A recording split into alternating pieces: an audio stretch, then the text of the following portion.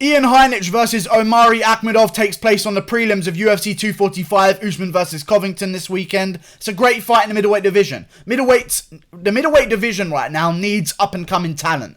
And Ian Heinisch was that up-and-coming talent until he recently fought Derek Brunson. So you've got him coming off a loss, a decision loss to Derek Brunson. It wasn't too damaging for him, but he just kind of got out-pressured in the second and third round. And it was a tough night out for him. I'm sure he's disappointed in his performance, hence the quick turnaround. He was actually supposed to be fighting Brad Tavares in UFC South Korea, I believe.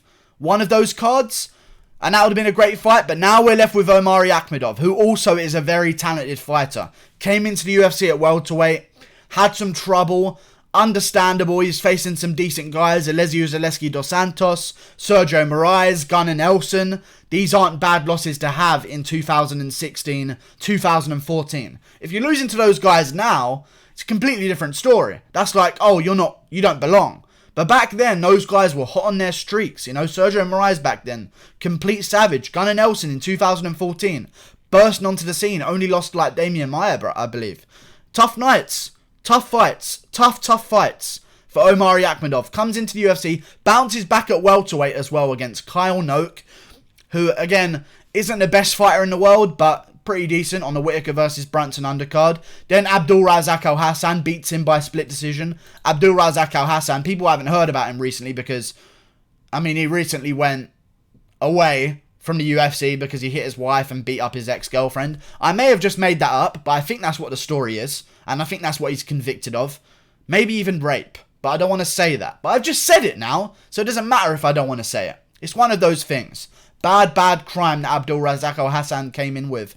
But before that, Abdulrazak Al-Hassan doesn't take away. Man was a savage. Came in, KO'd Nico Price. Before that, KO'd the guy that got flatlined and went backwards. I can't even remember his name, but he KO'd him as well. Had a brutal KO win there. Then he comes in, fights Omari Akhmedov, loses by split decision.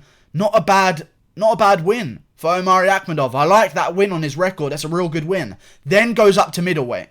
And I'm going to talk about that a bit later on with him coming up from welterweight. I think it's a very good move for him here, especially against Ian Heinisch. Marvin Vettori loses to Marvin Vettori, in my opinion. It says it's a draw because it's a no contest.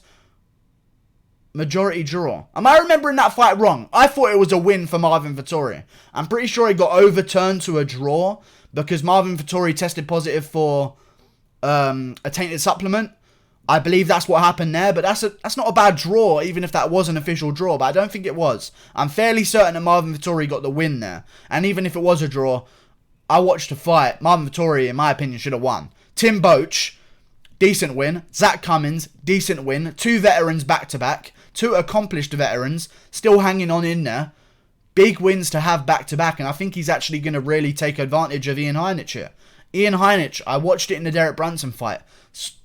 You're talking about Brunson, who's a guy who's known for slowing down. Who's the guy that was putting the pressure on Yoel Romero before he gassed out. He was putting the pressure on Robert Whittaker, and he started to slow down and leave openings in his game, and his defensive striking was all off. Because he tries to set this pressure, and if that one-punch KO doesn't work, he usually tires himself. So to see him tire a guy out like Ian Heinisch, I know he started having a lot more patient approach. I don't like seeing that. Ian Heinisch is a big, muscle-bound guy. He relies heavily on trying to get you to the ground.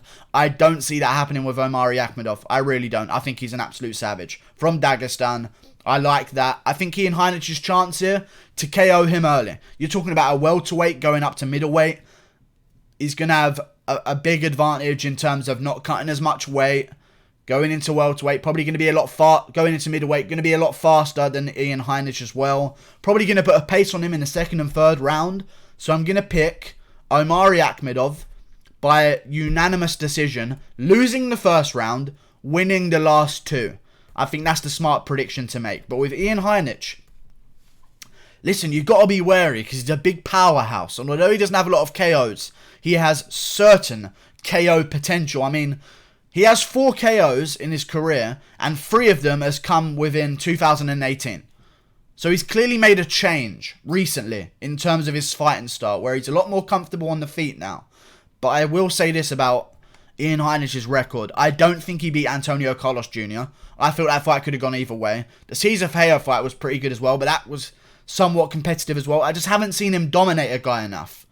If he would have went out there and dominated Antonio Carlos Jr., dominated Cesar Ferreira, I can't even remember that fight, but I'm pretty sure it was quite competitive. Went through Derek Brunson, I'd be picking Ian Heinisch right now, but I've seen him not quite have that pedal to the metal in the third round that I think that Omari Akhmedov has. I'm betting on Omari Akhmedov here.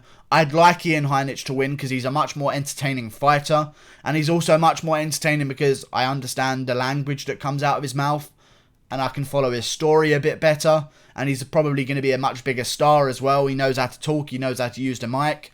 I want him to win. I'm hoping he proves me wrong, but I'm going to go with Omari Akhmedov for a safe prediction here. I don't see Heinisch beating him, but if Heinisch does beat him, I mean, there's big fights right around the corner for him. I think if Heinisch does beat him, a good fight for him might even be Darren Till. Darren Till's looking for an opponent. Just got left out. Darren Till right now is in a situation. He's in the top 5 of a division. Looking around like, wait, hang on a second. What just happened? I had options of Yoel, Robert Whittaker, or Jared Cannonier, and now all of a sudden, none of those options are available.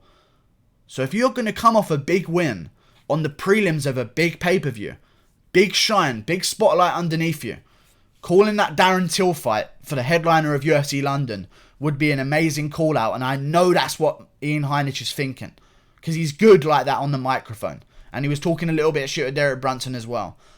I know he's thinking about opportunity here, and if he can take advantage and beat Darren Till, beat Omari Akhmedov, I'm sure he's going to call out Darren Till or something along those lines. But if he doesn't want that fight and doesn't want to jump up too quickly and wants to get back into things a little bit, if he wins this one, Uriah Hall is on the sidelines, Derek Brunson, but he just lost to him, so that wouldn't happen. Derek Brunson, Krzysztof Jotko coming up underneath, Edmund Shabazian versus Ian Heinisch would be a great fight. There's a lot to happen. And with Omari Akhmedov, I think, I don't know, Russia, Dagestan, maybe do a Russia versus Russia with him and Krzysztof Jotko if he wins this one. I guess, I don't know, but I think Omari Akhmedov's going to win this one. Very patient in the ring. Very impressive. Coming up from welterweight, which means I think he's going to put a pace on Marvin Vettori that he's not used to. I think he's going to bring the endurance factor as well. I'm going with Omari Akhmedov here. If they lose this one, I mean, for Omari Akhmedov, it's right back to the beginning of the queue. And for Ian Heinisch, it's kind of a hype train derailed, in all honesty. It is. If Ian Heinisch loses this one, all steam's gone. If he bounces back now, he can maybe salvage some of that hype that was behind him before the Derek Brunson fight. But if he loses again, it's 2 in a row. It's hard to bounce back from that. So I hope he doesn't lose. I am going to pick Omari Akhmedov though. I think he's going to take this one home and get the unanimous decision victory, winning the last 2 rounds due to cardio and pressure, losing the first round to Ian Heinisch's strength and his power and his guns blazing attitude in the first round. They don't call him the Hurricane for nothing, because that's literally what he is. Like and subscribe. Thank you for watching. Click that button there. Goodbye.